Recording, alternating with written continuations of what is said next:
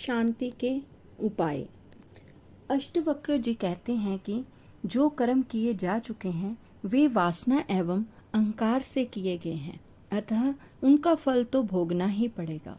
किंतु जो कर्म अभी नहीं किए गए हैं वे भी बंधन हैं, क्योंकि उनके करने की वासना भीतर विद्यमान है। मनुष्य कर्मों के कारण अधिक अशांत नहीं है, प्रत्युत वह विचारों वासनाओं से अधिक अशांत है। वे कहते हैं कि किए व अनकिए कर्म तथा द्वंद्व किसी के भी शांत नहीं हो सकते।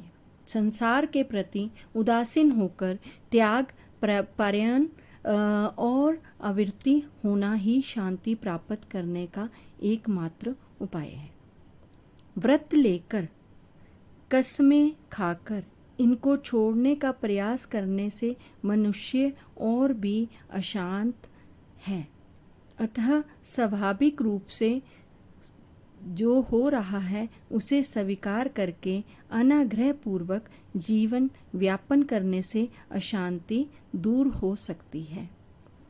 अष्टावक्र जी कहते हैं कि संसार के प्रति उदासीन होकर या उसकी उपेक्षा करके अपने स्वभाव अर्थात आत्मा में स्थित हो जाने से शांति उपलब्ध होगी।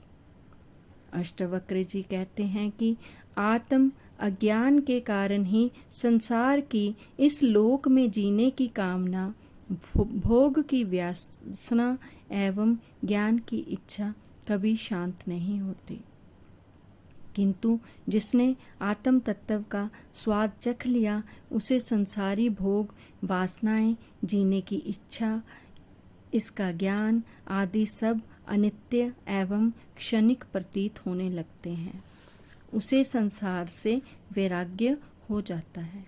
किंतु केवल घर छोड़ देना व लंगोटी लगा लेना वैराग्य नहीं है, अन्यथा नंगे भूखे आदि सभी वैरागी कहलाने के अधिकारी हैं।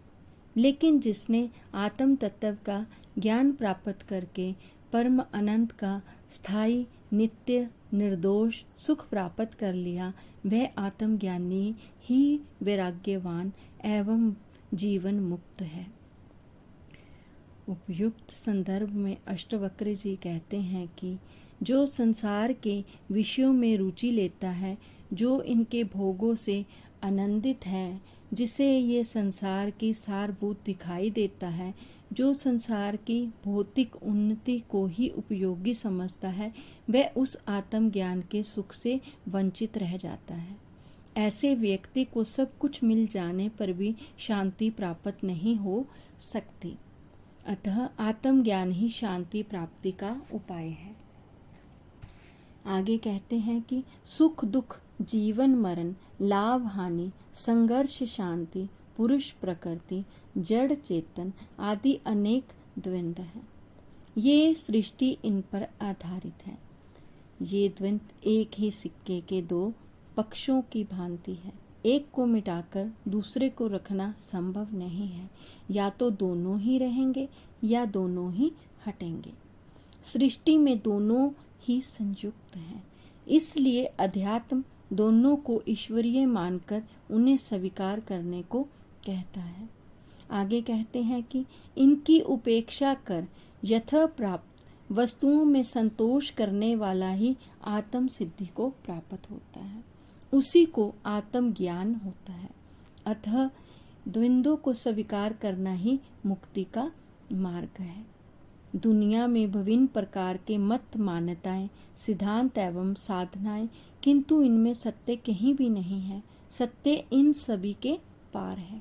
ये मान्यतावादी, सिद्धांतवादी, तर्कवादी सब बुद्धि को भ्रांत करने वाले हैं।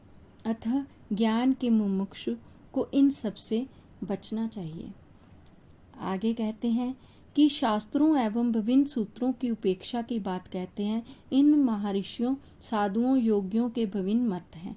इसलिए ज्ञान प्राप्ति की इच्छा रखने वालों को इन सब की उपेक्षा करनी चाहिए, तभी शांति संभव है।